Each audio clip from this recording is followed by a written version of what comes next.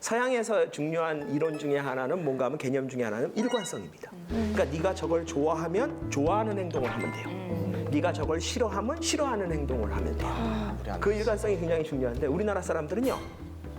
그 일관성이 잘 안 드러나요. 아, 너무 힘들어요. 네, 그게 굉장히 달라요. 왜냐? 마음과 행동이 별로 일치하지 않는다고 생각을 해요. 그래도 된다고 믿어요. 근데 나한테 잘해줄 때 그냥 나한테 행동을 잘해주면 좋다고 받으면 되는데 꼭 따져요. 진심은? 맞아. 의도적으로 잘해준다. 네. 그것까지는 그대로 넘어간다고 치고 더 웃긴 건 나한테 못 해주는데 또 진심이 그게 아니라면 넘어가요. 그 가장 대표적인 게 뭔가 하면 이거예요. 욕쟁이야. 여기 황재성 씨도 그 뭐 어디 TV에서 요새 욕쟁이 할머니 역할 하시지 않나요? 그렇지. 얼마 전까지 했었지. 욕하면 좀 기분이 좋아지세요? 그렇지. 아주 사이다 같은 썰이라고나 할까? 정말 기분이 좋아져. 전 세계에 아무 이유 없이 손님한테 쌍욕하는 가게 주인이 별로 없어요. 별로 없어요. 안 그래? 맞아요. 근데 우리나라에서는 저 욕쟁이 할머니 가게가 미디어에 나가고 나면 갑자기 인기집이 돼요. 그럼요. 줄 서요. 사람들 막 찾아가고 네. 왜 가요? 욕 먹으려고. 이제 예를 들어서 등산 같은 거 간다고 칩시다. 그럼 등산 갔다가 이제 등산을 다 끝나고 내려왔어요. 이제 모르는 동네에 왔어요. 근데 등산 끝냈으니까 목도 마르고 배도 고프잖아요. 어디 갈까? 식당은 어딜 갈까? 그러다가 주변에 있는 아무 식당이나 문을 열고 들어가요. 네. 들어가서 이제 서가지고 메뉴는 뭐가 있나, 어디 앉을 자리가 있나 이러고 보고 있는데 갑자기 주인 할머니 같은 사람이 야, 이 XX 새끼야 앉아서 처먹어 이러면 여러분들 그 소리 처음에 들으면 기분이 어떻겠어요? 모르는 사람이 뭐야? 나한테 욕한 거야? 뭐야? 도대체 왜 욕하는 건데? 그런데 옆에 있는 사람이 조용히 여기요. 여기 욕쟁이 할머니 식당이에요. 그리고 알려주잖아요? 그러면 갑자기 씩 웃으면서 앉아서 퍼먹어요. 그 할머니는 왜 욕해도 맞아. 돼요? 그 할머니는 국가에서 라이선스라도 받았어요? 근데 많은 사람들이 아, 욕하는 거 기분 나쁘지 않냐? 그러면 이런 식으로 얘기해요. 아이, 알고 오면 괜찮아요.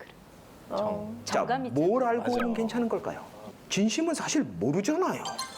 할머니도 사람인데 마음에 안 드는 손님한테 진심을 담아서 찰지게 욕할지 알게 뭐예요. 그럴 수 있잖아요. 할머니도 사람인데 기분 나쁜 날 있고 기분 나쁜 손님 있잖아요. 네, 바이오리듬 그러면 찰지게 욕할 수 있어요. 네. 진심을 담아서. 근데 우리나라 사람들은 그냥 그게 아니려니 생각하면 또 넘어가요. 그러니까 사실은 마음은 볼 수 없는 거기 때문에 행동만 가지고 판단을 해야지 돼요.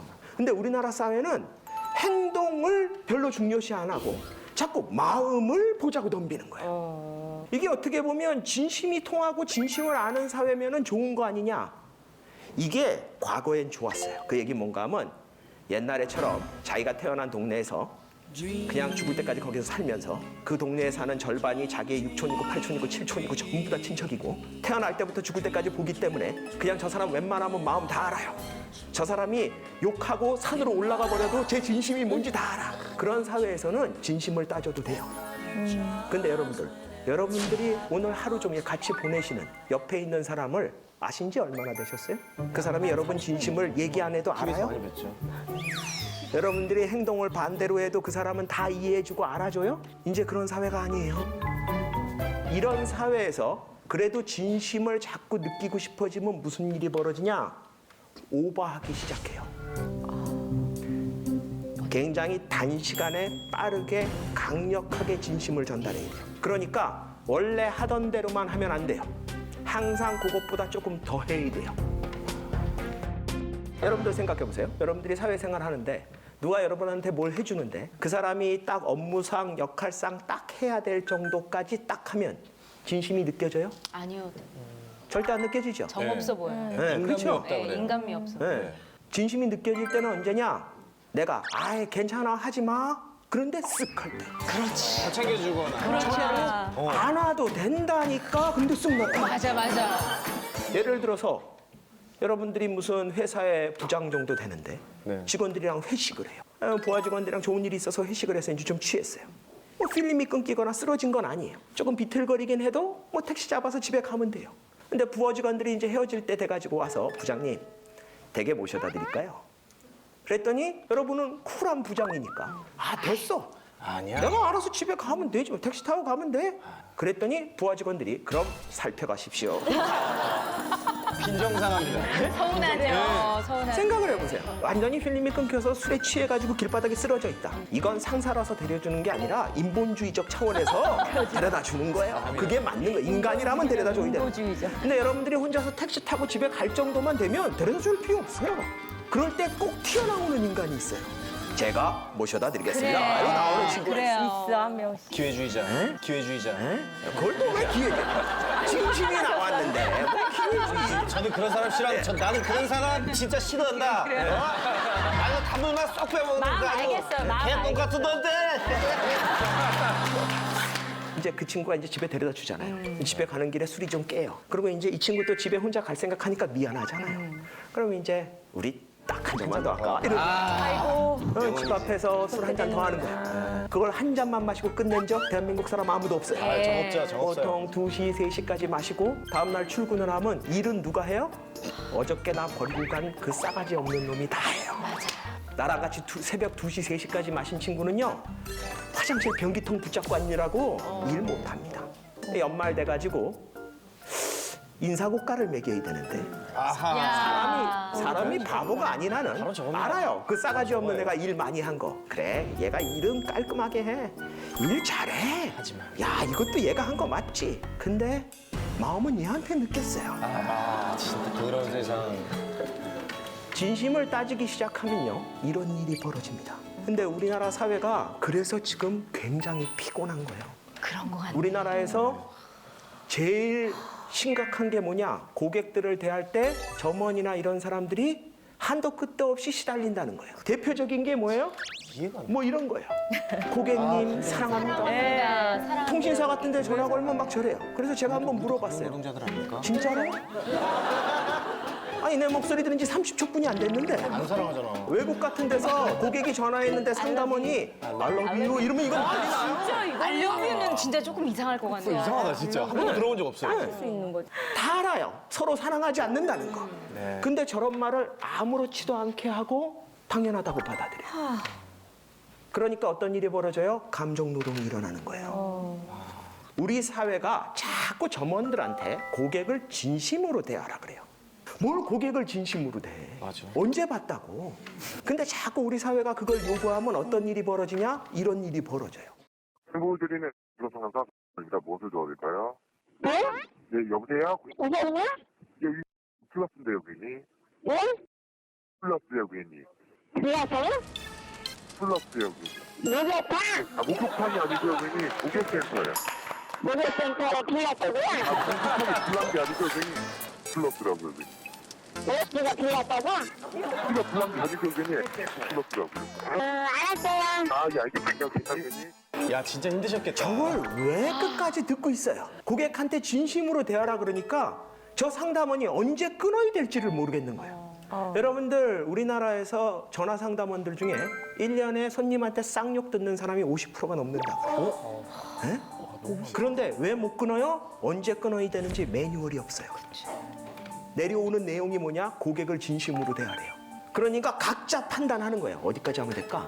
이 정도 들어줘야 될까? 여기까지 해야 될까? 이걸 각자 알아서 하다 보면 무슨 일이 생기냐? 나중에 가면 고객이 그래요. 쟤는 된다는데 너는 왜 안 된다 그래? 비교하는구나. 근데 실제로 그런 일이 많아요. 있어요. 네. 많아요. 끝도 없이 요구하는 거예요. 그걸 끝도 없이 해줘야 되는 거예요. 왜냐? 저놈의 진심을 다한다는 것 때문에. 서양에서는 가장 중요하다고 하는 게 뭔가 하면 일관성입니다. 여러분 서양에서 인간이 본능적으로 본질적으로 갖고 있는 동기 중에 하나가 일관성에 대한 욕구가 있다라고 이론을 만들었어요. 그러니까 사람들은 일관되려고 그런다는 거예요. 한국 사람은 그게 없다는 게 아니라 한국 사람들은 그 이론에 맞춰서 설명을 하자면 잘 안 맞아요. 왜냐? 한국 사람들은 내가 누구랑 있느냐에 따라 내가 좋아하는 게 바뀌어요. 서양 사람들은 대부분 물어보지도 않아요. 뭐 먹을 건지. 각자 자기가 먹을 거 사면 돼요. 우리나라 사람은 편의점 들어가자마자 꼭 너 뭐 마실 거야? 이러고 물어봐요. 남 먹는 걸 왜 신경을 써요? 그러니까 재밌는 건 뭔가 하면 걔가 뭘 사느냐에 따라 내가 뭘 사는 게 또 바뀌어요. 왜냐? 항상 저 어떻게 해볼 수, 같이 먹을 수 있지 않을까 이런 생각을. 식당에 가서 메뉴를 고를 때도 서양 사람들은요, 먹다 남기는 한이 있어도 자기 거 자기가 골라요. 우리나라는 뭐예요? 꼭 뭐 먹을 거야? 이러고 물어봐요. 뭐 어쩌자고요. 근데 그게 왜 그런가 하면 내가 좋아하는 게 없는 게 아니라 내가 사회적 맥락에 따라 다양한 좋아하는 거를 준비해 놨어요. 누구랑 먹을 때는 이걸 좋아한다고 해요. 그게 내 걸 포기하는 게 아니에요. 내가 좋아하는 것 중에 하나예요. 그러니까 서양 사람들 눈에서 보면 일관성이 없어 보여요. 저 사람은 뭐 이때는 이렇다고 얘기하고 저 때는 저렇다고 얘기하고 우리나라 사람들은 야, 그게 때에 따라 다르지 어떻게 그게 같냐. 그런데 그 때에 따라 다른 게 집단주의 사회에서는 자기가 집단 속에 어느 집단에 있느냐에 따라 다르고 우리나라 사람들은 누구와 있느냐가 달라요. 물론 집단에 들어가 있다는 건 그 안에 그 타인이 누구라는 역할을 해줄 수 있기 때문에 비슷한 측면이 있다라는 거예요. 그래서 우리나라 사회가 훨씬 더 따뜻하게 느껴집니다. 우리나라 사람들이 과격하고 어떨지는 몰라도요, 훨씬 더 다른 사람한테 반응하게끔 돼 있어요. 그게 말을 봐도 알 수 있어요. 여러분들 밥 먹었니와 밥 안 먹었니라는 말이 우리나라에서는 굉장히 다른 말이에요. 근데 서양에서는 밥을 먹었니? 라고 물어볼 수 있고 밥을 안 먹었니? 라고 물어볼 수도 있는데 대답이 내가 먹었으면요, 그냥 yes I did예요. yes로 시작합니다. 긍정문이에요. 상대방이 뭐라고 물어보건 내가 먹었으면 yes예요. 내가 안 먹었으면 no입니다. 근데 우리나라 사람들은요, 상대방이 뭐라고 물어보느냐에 따라 내 답에 달라져야 돼요. 만약에 밥 안 먹었니? 근데 네, 먹었어요. 아니, 밥 안 먹었냐고. 예, 먹었다고요. 아니, 내 말을 잘 들어봐. 밥을 안 먹었냐고. 그런데 예, 먹었어요. 그럼 우리나라 사람들은 대번에 뭐라 그러냐면 너 내 말 안 듣지? 이 얘기는 뭔가 하면 서양의 언어는요, 기술의 언어입니다. 기술의 언어는 뭔가 하면 있는 그대로를 정확하고 자세하고 효율적으로 묘사, 기술하는 거예요. 그게 목표입니다. 그러니까 내가 밥을 먹은 상태냐 안 먹은 상태냐가 가장 중요해요. 상대방이 나한테 뭐라고 물어보건 간에 내가 밥을 먹었으면 내가 밥 먹었으니까 긍정이에요. 내가 밥을 안 먹었으면 내가 안 먹었으니까 부정이에요. 그러니까 나의 상태를 물어봤으니까 나의 상태를 정확하고 효율적으로 기술하는 걸 가장 중요하게 생각한다. 한국 사회는 안 그래요. 한국은 소통의 문화입니다. 거기다가 기능이 하나 더 들어가는데 너 내 말을 듣고 있는지 안 듣고 있는지를 확인하는 시스템이 들어가 있어요. 그러니까 한국말이 굉장히 쉬운 것 같이 들리는데 외국인들이 한국말을 배우다가 나중에 어렵다고 느끼기 시작해요. 왜냐? 그런 디테일한 것들이 들어가기 시작해요. 아마 다니엘 씨도 한국말이 처음에는 어떻게 보면은 기억, 니은, 디귿 한글 시스템은 굉장히 쉬울지 모르지만 시간이 가면은 저런 것들은 좀 어렵게 느껴지지 않으셨어요? 아, 그럼요. 그런 면 굉장히 많았었던 것 같아요. 그러니까 얼마 전에도 다른 교포 형이랑 그런 대화 했었는데 한국은 페이크예요. 그러니까 말을 약간 페이크 하듯이 한다고. 그러니까 예를 들면 내가 전화할게. 뭐 다음에 밥 먹자라는 말은 진심으로 안 느껴진다는 거죠. 근데 독일 사람으로서 다음에 밥 먹자. 그래, 날짜 잡아. 이렇게 되는 거죠. 그래서 우리는 밥 먹자라는 거는 이제 한국에서 어느 정도 오래 살았으니까 이건 이별하는 거 너무 아쉬워서 이런 식으로 이제 표현하는 거죠. 그래서 그렇게 얘기하는데 독일에서 그렇게 얘기하면은 굉장히 싫으라고 생각하죠. 그렇죠. 방금 말씀하신 것처럼. 네. 근데 우리나라는 밥 먹자 우리 만나서 그랬더니 날짜 잡아 그러면 아니 그게 말이야 이게 내가 지금 핸드폰이 없어서 일정을 모르겠네 이러고 넘어가야 돼. 그러니까 이게 다른 거예요. 그러니까 이 소통의 의미가 들어가 있어요. 우리 사회가 기술적 언어를 쓰는 사람들과 소통적 언어를 쓰는 사람들 간의 갈등이 되게 큽니다. 그러니까 어떻게 보면 기업하는 사람들이나 정부에 있는 사람들은 매뉴얼상 기술적 언어를 쓰게끔 돼 있어요. 말 하나하나에 굉장히 큰 변화를 가져올 수 있기 때문에 어떻게 보면 기술적 언어를 쓰도록 트레이닝을 받고요. 그런 말 아니면은 조심하도록 돼 있어요. 그런데 우리 일상 한국 사람들은 그렇지 않습니다. 소통의 언어를 쓰도록 하죠. 아마 대한민국이 지금까지 살아오면서 불통이라는 단어를 굉장히 많이, 특히 정부에 대해서 많이 쓰는데 물론 불통인 정부의 특성이 있어요. 우리가 국민들이 불통이라고 느끼는 그 일부분은 바로 이런 기술적 언어와 소통의 언어의 사용의 빈도와 정도의 차이에서도 기술할 수 있다는 거예요. 예를 들어서 옛날에 광우병 같을 때 기술적으로 대답을 한다는 얘기는 뭔가 하면 광우병에 걸릴 확률을 얘기하면 돼요. 네가 평생 동안 40년 동안 광우병에 걸렸을지도 모르는 소를 하루에 몇 톤 꾸준히 먹으면 긍휼 확률이 몇 프로가 되고 이런 얘기를 하면 이건 정확한 기술의 용어예요. 그렇죠? 근데 그렇게 얘기하면 국민들 입장에서는 뭐야?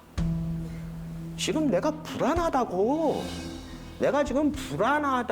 얘기하고 있는데 너는 지금 나한테 숫자를 갖다 대니? 약간 이런 느낌이 있어요. 이게 소통의 언어와 기술의 언어의 간극이에요. 아마 어떻게 보면 남자들이 일반적으로 기술의 언어를 더 많이 써요. 그거는 성향상도 좀 그렇고 아직까지는 대한민국에서 남자들이 사회생활을 더 많이 해요. 직장생활을. 특히 이제 기성세대들. 우리 사회가 관계주의적 사회를 가질 수밖에 없는 가지고 있는 특징 중에 하나가 바로 이런 소통적인 어떤 언어를 사용하고 있기 때문에 그렇다라고 볼 수 있어요. 서양의 사람들은요, 주체성을 어떻게 표현하나 하면 자율성으로 표현합니다. 그래서 서양 사람들은요, 자기가 스스로 원하는 걸 선택하는 게 침해받는 걸 굉장히 싫어해요. 우리나라 사람들은 자기가 원하는 거 그렇게 중요하지 않아요. 요즘은 그래도 덜한데 얼마 전까지만 해도요, 식당에 가면요, 나는 된장찌개, 나는 김치찌개 이러고 있으면 종업원이 이렇게 내려다보다가 그거 하나로 통일하면 빠르고 좋은데요? 뭐 이래요. 또 그러면 손님들이 그래요? 우리 김치찌개로 할까? 이래요. 분명히 된장찌개 원한다고 얘기한 사람이 10초 전에 있었는데 갑자기 합의를 보겠다 그래.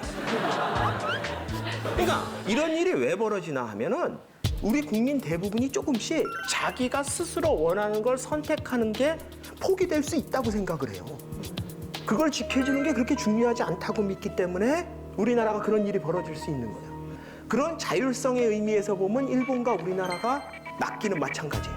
우리나라는 관계성 때문에 다른 사람을 고려해야 되고 일본 사람들은 집단을 고려해야 되기 때문에 자기 스스로 자기가 원하는 걸 선택하는 것 자체는 좀 약해요. 그런데 우리나라가 일본에 비해서 주체성이 높은 건 어떻게 나타나냐? 존재감으로 나타나요. 우리나라 사람들은 자기가 이 자리에 존재한다는 것을 인정받아야 돼요. 인정받아야 된다는 얘기는 왜 나오나 하면 스스로 자기가 존재감을 인정하지 않는다는 얘기예요. 왜? 관계성 때문에 그래요. 서양 사람들은 주체성이 높아도 여기 자기가 있다는 걸 스스로 인정하는 형태로 나타나요. 개인주의니까. 근데 우리나라는 관계주의니까 그걸 인정을 못 받는다는 느낌을 받으면은 어떤 말이 나오냐? 무시한다라는 느낌으로 가는 거예요. 여러분들 이렇게 주체성이 사는 한국 사람들이 가장 좋아하는 말이 이거예요. 한턱 쏜다. 한국 사람들은 쏘기 위해서 살아요. 제가 아는 일본 교수가요, 한국에 와서 오래 계셨는데 그분한테 한국에 와서 가장 이해하기 힘들었던 것들이 뭐가 있냐 물어봤더니 그 중에 하나가 한턱 쏜다래요. 그래서 제가 이게 뭐가 어려워? 그랬더니 일본 교수님이 그래요. 내가 저 뜻을 잘못 알고 처음에 실수를 너무 많이 했어 그러는 거예요. 그래서 내가 무슨 뜻인 줄 알았는데 그랬더니 이 일본 교수님이 그러는 거예요. 저 한턱 쏜다를 나는 자기가 밥값 낸다는 얘기인 줄 알았어. 그래서 제가 맞는데 밥값 낸다는 거? 그랬더니 일본 교수님이 그러는 거예요. 저거는 그냥 밥값 낸다는 얘기가 아니라 자기가 그날 주인공이 되겠다는 선언이 돼요. 물론 항상 한턱 쏜다는 거를 그런 상황에만 쓰는 건 아니지만 우리가 일반적으로 한턱을 쏜다 그럴 때는 자기가 한턱 쏠 만한 일이 있을 때예요. 보통 자기한테 좋은 일 있을 때. 승진했을 때, 뭐 생일이라든지 아니면 좋은 일 있을 때. 이럴 때 한턱 쏜다고 그러는 거예요. 여러분들 대한민국에서 밥값을 내야 될 때는 여러 가지 상황이 있는데 가장 극단적인 게 한쪽에 한턱 쏜다고요. 정반대쪽으로 극단적인 게 뭐냐 하면 접대할 때예요.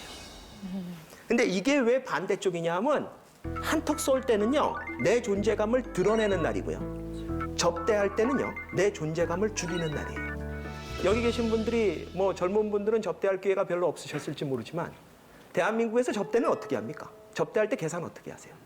밥 먹기 전이나 밥 먹다가 도중에 아 오늘 이거 제가 쏩니다. 그러면 접대가 될까요? 안 될까요? 안 되죠. 아니 내가 밥값 낸다는데 왜 안 돼요? 그게 안 되는 이유는 그 말이 단순히 밥값을 내는 게 아니에요.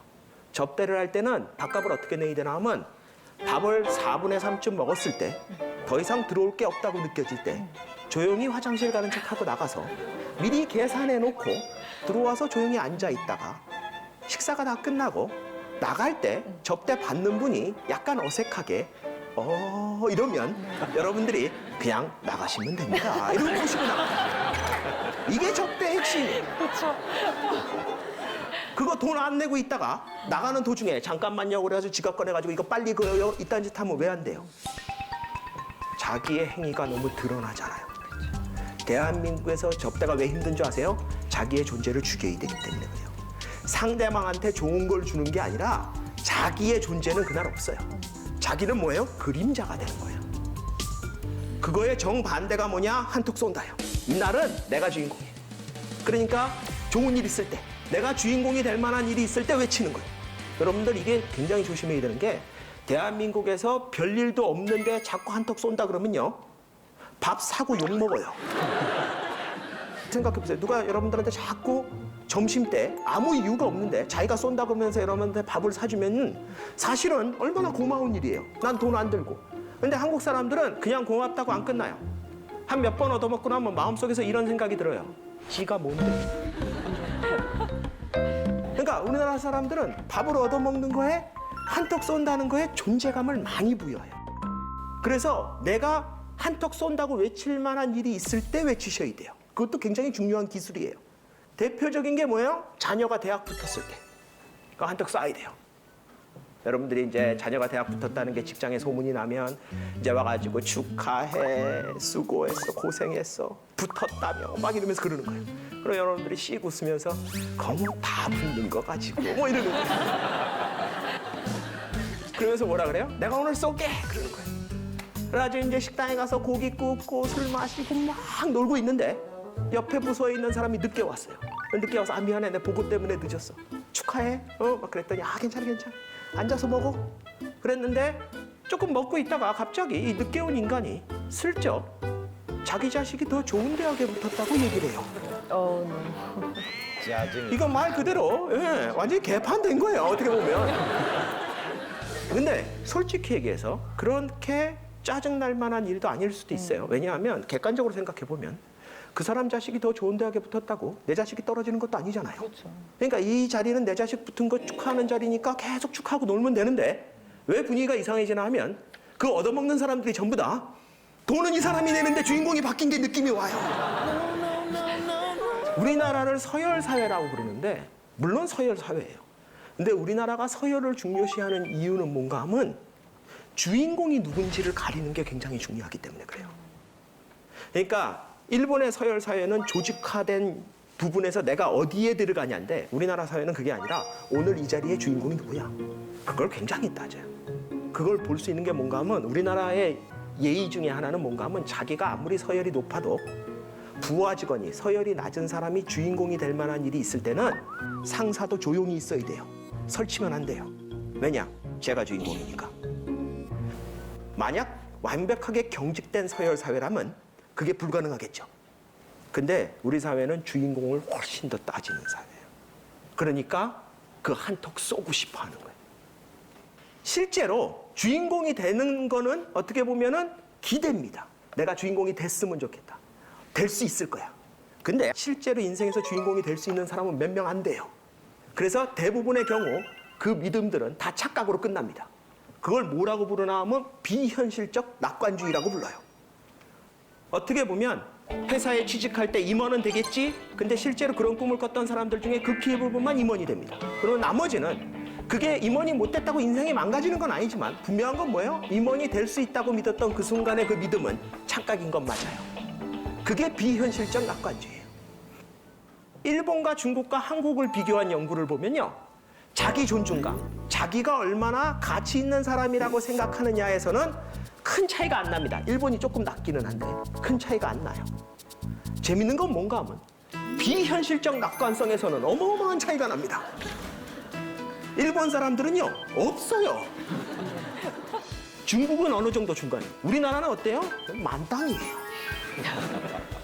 이런 한국 사람들이 저런 어떻게 보면 될지 안 될지도 모르고 일제강점기가 끝나고 전쟁이 끝나고 나서 폐허 속에서 전 세계 어느 누구도 저 나라가 잘 될 거라고 생각하지 않을 때 모두 다 내가 할 수 있다. 내가 해야 된다. 나라면 할 수 있다. 이런 주체성을 가지고 있었기 때문에 가능했던 거예요. 이렇게 주체성이 강한 한국 사람들이 그 다음으로 좋아하는 말이 뭔지 아세요? 주인공 의식. 지금 얘기했죠. 주체성 가진 사람들은 자기가 주인공이 되고 싶다고. 이 주인공 의식을 잘 볼 수 있는 게 뭔가 하면 한턱 쏜다 말고 또 있는데 사진 찍는 거예요. 제가 유학을 끝내고 연구원이 돼가지고 미국 대학교에 취직을 했어요. 그래서 간 데가 어디였나 하면 미국의 플로리다예요. 근데 플로리다에 뭐가 있나 하면 전 세계에서 제일 큰 팀파크라 그러죠. 놀이동산이 있어요. 미국 사람들도 디즈니월드를 아무나 가는 거 아니에요. 그러니까 걔네들도 드림 컴스 트루예요. 자기가 어렸을 때부터 만화 주인공에서부터 뭐 여러분들 디즈니월드 가면요. 애들보다 부모들이 더 난리치는 사람들 많아요. 막 미키 쫓아 막 으악 막 춤추고 막. 플로리다에서 살면은 1년 연간 회원권을 10만 원인가 주면은 살 수 있어요. 그래서 거의 매 주말마다 디즈니월드를 갔어요. 근데 매 주말마다 디즈니월드를 가면 가끔 가다가 한국 관광객이 옵니다. 한국 가족이. 근데 재밌는 게 뭔가 하면 한국 가족이랑 미국 가족이랑 사진 찍는 스타일이 틀려요. 미국 부모들은 사진을 이렇게 찍어요. 이제 미키하고 미니마우스가 지나가면 애들이 막 쫓아가서 좋아하고 춤추고 막 이러면요. 그걸 막 미키마우스하고 미니마우스를 찍어요. 춤추는 거. 그러고 나서 나중에 애들한테 보여주는 거예요. 너 이거 봤지? 그러니까 서양에서의 사진이라는 거는 일반적으로 자기의 기억을 되살려주는 도구예요. 우리나라 부모들은요, 미키하고 미니마우스가 이렇게 나오면은 이렇게 얘기해요. 가서 서 그래요.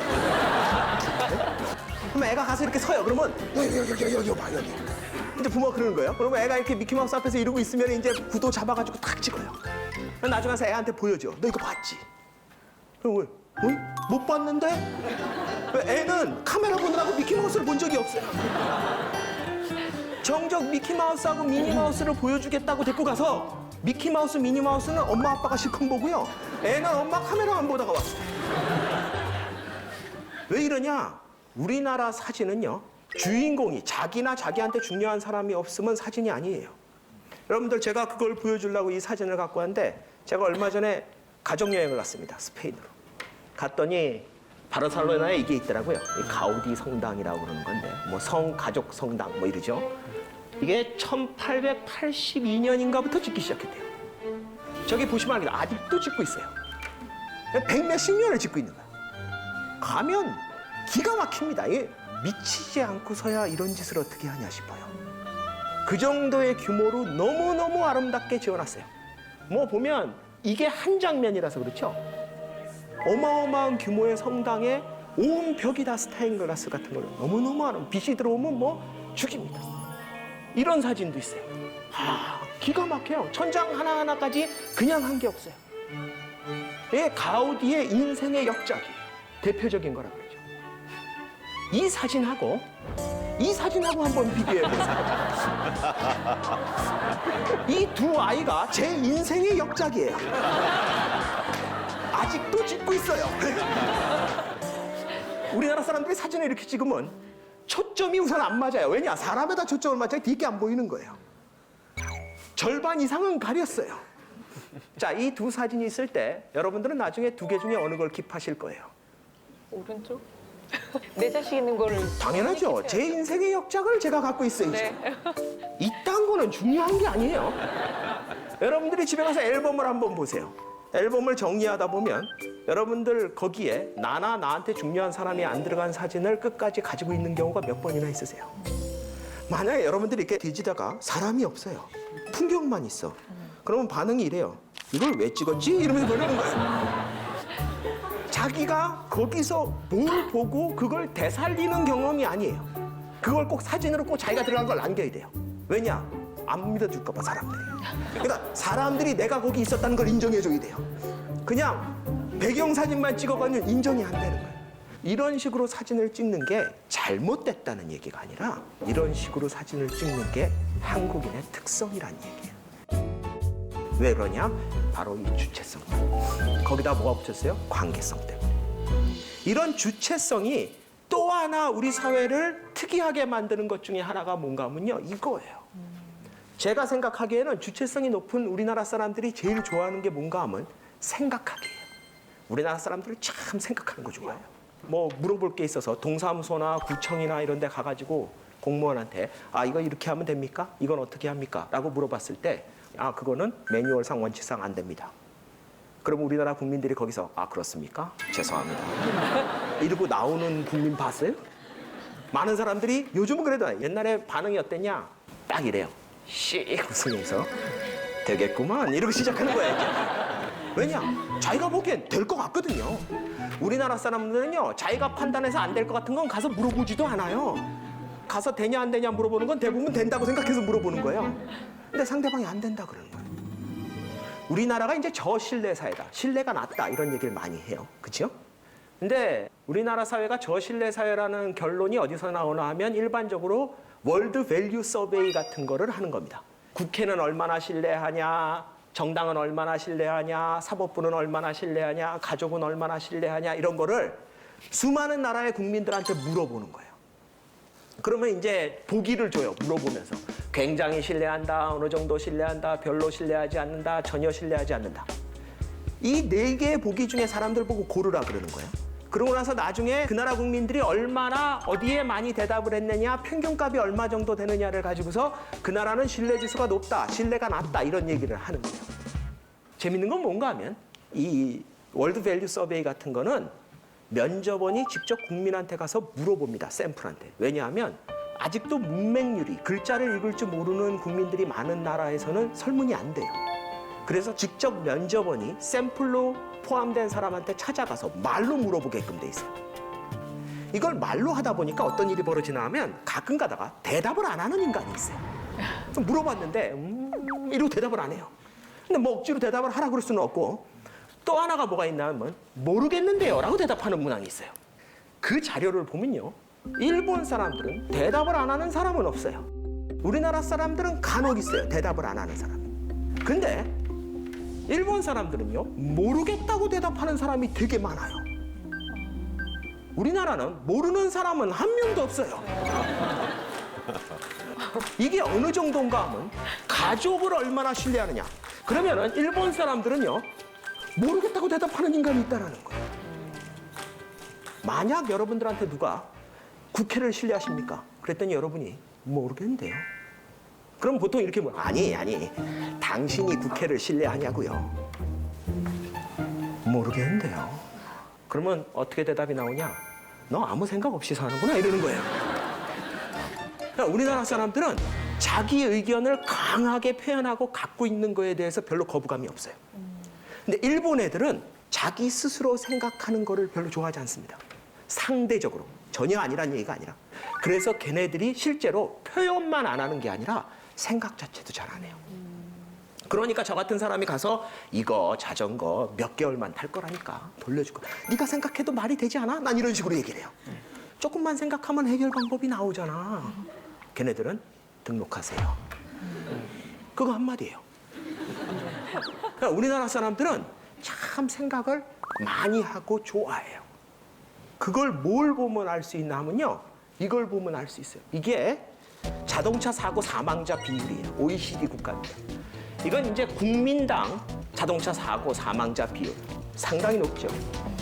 우리나라에서 법규 준수율이 OECD 국가 중에 몇 위쯤 되는 줄 아세요? 그러니까 법을 얼마나 교통법규를 잘 지키냐. 최하는 아니고요. 최하위권입니다. 예. 27위에서 28위 정도 나온다. 34, 5개월. 그러니까 최하위권 맞아요. 그런 자료를 보면서 외국의 학자가 저한테 이렇게 얘기를 하겠죠. 한국 사람들은 법을 우습게 하나 봐. 한국 사람들은 준법의식이 약한가 봐. 한국 사람들은 범법자가 많은가 봐. 그러면 저는 이렇게 대답을 해요. 뭔 소리야. 한국 사람들이 법을 얼마나 좋아하는데 날마다 법대로 하자고 그래.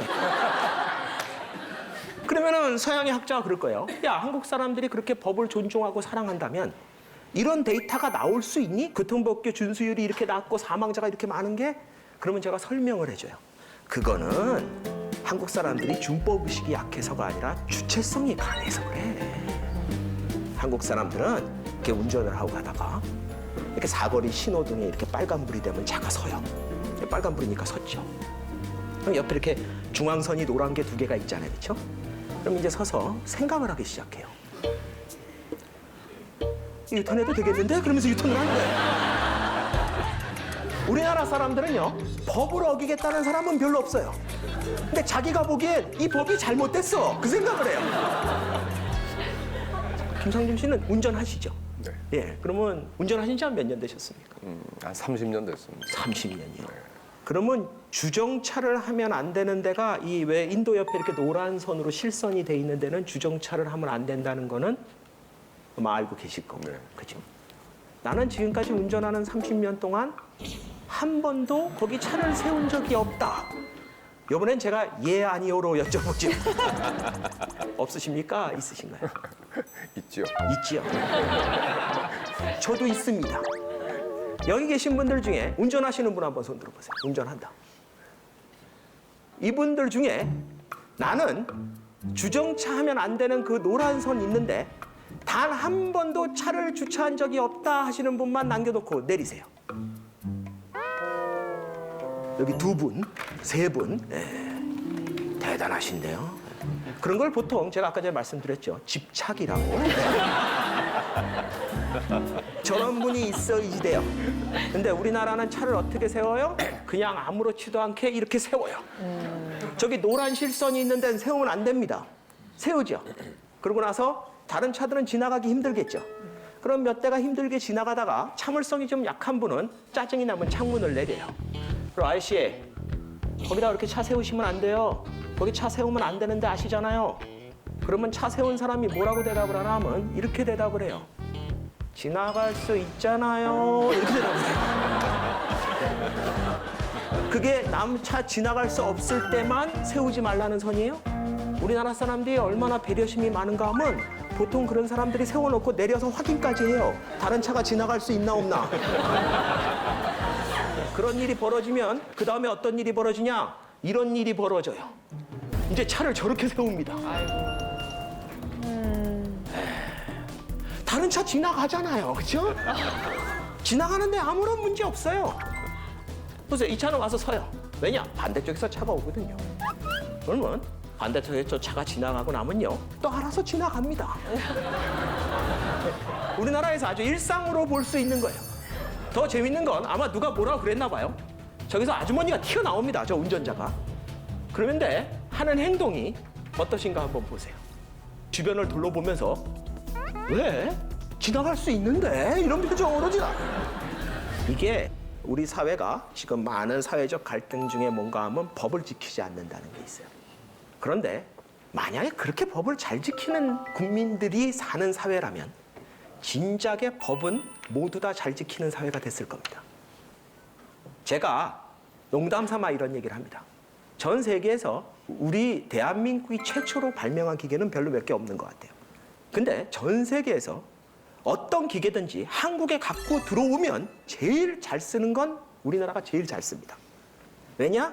매뉴얼대로 안 써요. 모든 매뉴얼은요, 일반적으로 그 기계가 할 수 있는 100% 용량에 맞춰놓지 않습니다. 대부분 안전하게 오랫동안 쓰기 위해서 용량의 한 80% 이렇게 맞춰놓는 거예요. 그러면 그걸 지키면서 쓰면 사실 그 기계가 할 수 있는 거에 80%뿐이 못 쓰는 거예요. 근데 우리나라 사람들은 뭐예요? 쓰면서 그런 거 될 것 같은데? 내가 보기 되겠구만 이러면서 가는 거예요. 그러면 온 국민이 다 모든 기계를 120%, 150%까지 쓰면서 삽니다. 기계만 그렇게 썼을까요? 아니요. 자기 몸도 그렇게 썼고요. 자기 마음도 그렇게 썼어요. 그러니까 온 대한민국 국민들은요. 자기의 120%, 150%를 쓰면서 살았던 거예요. 그러니까 대한민국이 전 세계에 유례가 없는 경제 발전이 일어나는 거예요. 전 세계에 유례가 없는 한 번도 없고 다른 나라가 해본 적도 없는 경제 발전이 그냥 뜨뜻미지근한 한국인들이 해낼 수 있어요? 못해요. 전 세계에 유례가 없는 일이 벌어지려면 전 세계에 유례가 없는 뭔가가 있어야 돼요. 그게 뭐예요? 바로 저 관계성과 주체성이에요. 그래서 그 주체성과 관계성이 나타나는 게 뭔가 하면은 너 내가 누군지 알아요. 너무나 쉽게 하는 거예요. 동사무소나 구청 같은 데 가서 뭐 언쟁 붙으면은 아무렇지도 않게 그래요. 한국 사람들이. 너 내가 누군지 알아? 그 사람 미치는 거 한번 보고 싶으면요. 이렇게 대답하면 돼요. 동사무소나 구청 같은 데 가서 뭐 언쟁 붙으면은 아무렇지도 않게 그래요. 한국 사람들이. 너 내가 누군지 알아? 그 사람 미치는 거 한번 보고 싶으면요. 이렇게 대답하면 돼요. 몰라. 우리나라 국민이 5천만인데 내가 누군지 알게 뭐예요? 우리나라 사람들은 이 관계성과 주체성 때문에 갑질이 생기는 거예요. 나를 인정해줘야 되는 거예요. 그 사람이 바보라서 원칙을 모르고 그런 게 아니래요. 우리 대한민국의 많은 갑질이 여러분 모두 다 해당해요. 여러분이 식당에 가면 여러분이 갑이에요. 거기서 일하는 분들은 을입니다. 힘의 불균형에서 갑질은 나올 수밖에 없는데 왜 이렇게 극단적이고 비이성적인 형태로 나오냐? 왜 가끔 나오는 거 보면 이성을 잃은 것처럼 보이냐? 그 이유가 뭐냐? 자기가 무시받았다는 느낌을 받아서 그래요. 지금 많은 세대 갈등이 있다 그러는데 세대 갈등의 원인 중에 하나는 이 주체성이에요. 왜냐? 여러분들 대한민국을 이만큼 잘 살게 만들어 놓은 기성세대, 그러니까 여기 젊으신 분들의 할아버지 세대쯤, 여기 나이 드신 분들의 부모님 세대쯤은요, 그분들은 주체성이 만땅으로 채워지신 분들이에요. 왜냐하면 그분들은요, 대한민국에서 다 처음 해봤어요. 다리도 처음 나봤고요, 학교도 처음 만들어봤고요, 이런 세트장도 처음 만들어봤고, 방송도 처음 만들어봤고, 뭐든지 다 처음 해본 사람들의 특징이 뭔지 아세요? 자기 마음대로 할 수 있다는 거예요. 그분들은 그러면서 뭐예요? 다 자기가 한 것 같은 거예요. 왜냐? 그때는 조직이 다 작았어요. 그때는 내 존재감을 100% 느끼면서 내 마음대로 할 수 있는 시대였어요. 지금 우리 부모님 그런 세대들 중에 대학을 나온 분들, 고등교육을 받은 분들이 얼마 되진 않지만 그분들이 그 교육을 받을 때 그분들의 부모님들은 잔소리 안 했어요. 왜냐? 그분들은 교육을 받아본 적이 없거든요. 대부분. 그래서 지금 이 대한민국의 경제 발전을 이끈 기성세대가 교육을 받을 때 그 부모님들은 하는 소리가 뭐였어요? 밥은 먹었니? 건강 챙기고 믿는다. 뭐 이런 소리 하면서 갔어요. 그러니까 자기 마음대로 한 거예요. 공부도 자기 마음대로 해보고. 근데 그렇게 해서 주체성을 만땅으로 채우신 강하신 분들이 무슨 짓을 했냐? 젊은 세대들이 판단해야 될 것까지 자기 마음대로 다 해버리려고 그래요. 젊은 세대들이 공부하려고 그러면 야 그거 아니다 이거다. 저거 해보려고 그러면 그거 내가 해봤는데 안 되더라. 뭐 한다 그러면 야 그거 저 텔레비전에 야 하버드간에 나온다 야 와서 봐라. 내가 공부한다는데 그것도 내 마음대로 못하게 해요. 학원은 여길 가라 뭐 모든 걸 다 그런 식으로 우리 사회가 만들어버렸어요. 그러니까 뭐예요? 그나마 주체성이 한국 사람들은 강한데 누가 시키는 대로 하면 불만이 많아요. 이 불만을 해소하는 방법은 두 가지예요. 자빠지는 거예요. 뭐 어차피 내가 할 것도 아니고 내가 해봐야 의미 없는데 무기력해지는 거예요. 또 하나는 뭐예요? 분노하는 거예요. 지금 우리 사회가 그 갈림길에 있는 거예요. 대한민국을 이런 어떤 세계의 유례가 없는 경제 발전을 이끌었던 바로 그 원동력이 바로 우리 스스로를 불행하게 만들 수밖에 없다는 거예요. 여러분들이 주인공이 되고 싶어요. 그건 누구나 그래요. 특히 다른 사회에 비해서 한국 사람들이 더 그래요. 문제는 주인공 되기가 얼마나 힘든데요. 옛날에 200명이 모여 있을 때는 나 한 명 빠지면 200분의 1이 빠지기 때문에 다 알아요. 요새 대기업 같은데 30만 명인데 나 빠지면 압니까? 옛날에는 우리의 기성세대들은요, 자신의 존재감을 느끼고 싶지 않아도 느끼면서 살 수밖에 없었어요.